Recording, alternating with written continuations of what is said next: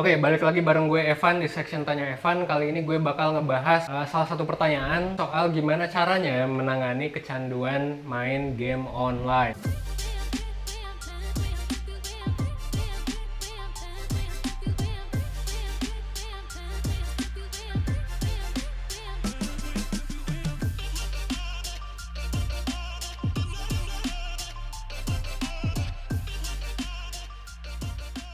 Ngomongin soal kecanduan, ini sebenarnya udah sempat gue bahas di salah satu video sebelumnya, yaitu kecanduan masturbasi. Lu bisa cek video itu ya kalau misalnya lu kepo, kalau lu kecanduan masturbasi juga. Tapi basically sama sih. Kalau kita ngomongin kecanduan, sebenarnya ini adalah ngomongin ya tentang perilaku gitu kan. Kita mau mengubah suatu perilaku. Misal perilakunya apa? Bisa jadi seks, bisa jadi masturbasi, bisa jadi main game online, bisa jadi apapun itulah pokoknya. Intinya lu pengen mengubah perilaku lu kan. Lu harus tahu nih prinsip dari perilaku. Ini gue ambil dari salah satu teori psikologi, yaitu teori behaviorism, yang ngebahas tentang ya basically perilaku ya. Behaviorism itu mengajarkan bahwa perilaku itu pasti diiringi oleh dua aspek ini. Itu ada perilaku, ini di tengah ya perilaku, ada stimulus atau pemicu dari perilaku ini, dan ada juga dampaknya. Jadi kalau misalnya lu kecanduan game online, ini di tengah kan nih, perilakunya adalah bermain game dong. Pasti perilaku bermain game ini ada pemicunya.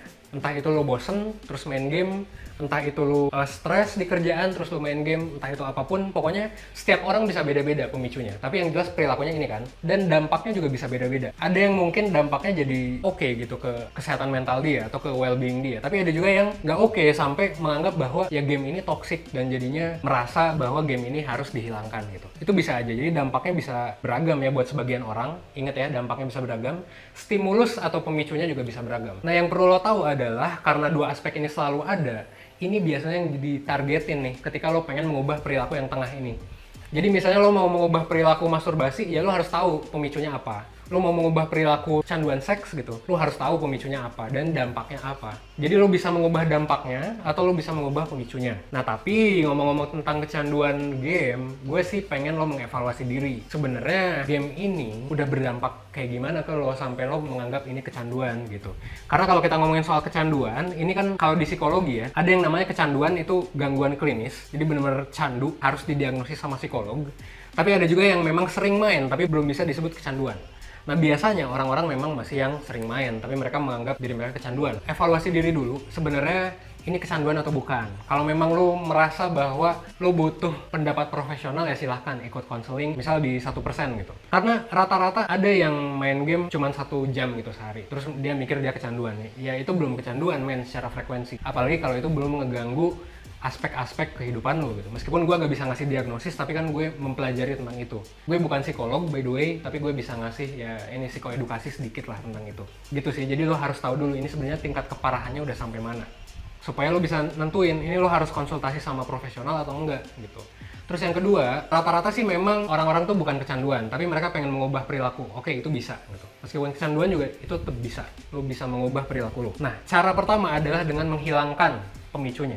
Jadi pemicunya misalnya apa? Pemicunya adalah misal lo bosen. Ya hindari rasa bosen itu. Lo bosen ketika ngapain? Lo bosen ketika misal di rumah gabut, gak ada kerjaan. Ya lakukan hal lain. Lo bisa melakukan hal lain kan? Kayak misalnya lo bisa bikin proyek baru, lo bisa bikin channel YouTube kayak gue nih sekarang. Lo bisa bikin browsing sesuatu yang lain. Kayak banyak hal yang bisa lo lakukan. Jadi kayak sadari dulu pemicunya apa. Misal pemicunya Instagram. Kalau pemicunya Instagram ya uninstall dulu Instagramnya. Tapi intinya pemicu main game lo apa nih? Apakah gabut? Kalau gabut ya cari kegiatan lain, ikut komunitas gitu. Apakah gara-gara diajak temen? Kalau diajak temen ya berarti lu jangan temenan dulu sama orang itu gitu. Apapun pemicunya yang jelas harus dihilangkan kalau memang lu mau menghilangkan kebiasaan ini. Nanti memang biasanya ada fase dimana ketika lu balik lagi, lu akan balik lagi ke kecanduan di awal. Tapi kalau lu berusaha misal selama 1-2 bulan lu menghilangkan pemicunya, biasanya akan berhasil gitu. Ini juga yang terjadi di klien-klien mentoring gue di 1% ketika mereka menangani kecanduan, bukan kecanduan sorry, maksudnya keseringan masturbasi, game, atau apapun itu. Terus bisa juga ngehilangin dampaknya. Kayak apa sih dampak positif yang terjadi?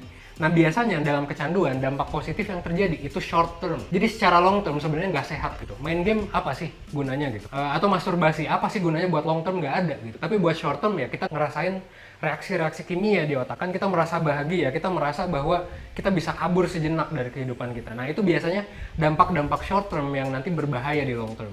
So, lo harus menghilangkan dampak itu. Jadi dari tadi gue ngebahas aliran behaviorism. Untuk aliran lain sebenarnya ada lagi approach lain. Kayak misalnya psikoanalisis ya berarti solusinya lebih ke cerita sama psikolog, lebih ke lo nyeritain masa lalu lo, mungkin kecanduan lo karena trauma atau apapun itu. Tapi karena itu bukan bidang gue dan itu juga bukan kesukaan gue, jadinya gue gak ngebahas di sini. Dan itu mungkin lebih cocok lo diskusiin pas konseling bareng psikolog. Karena ya basically psikolog lebih tahu daripada gue yang cuman sarjana psikologi. Dan ini juga solusinya bisa beda-beda buat tiap orang ya. Mungkin ada yang cocok dengan solusi yang gue sebutin, tapi ada juga yang enggak.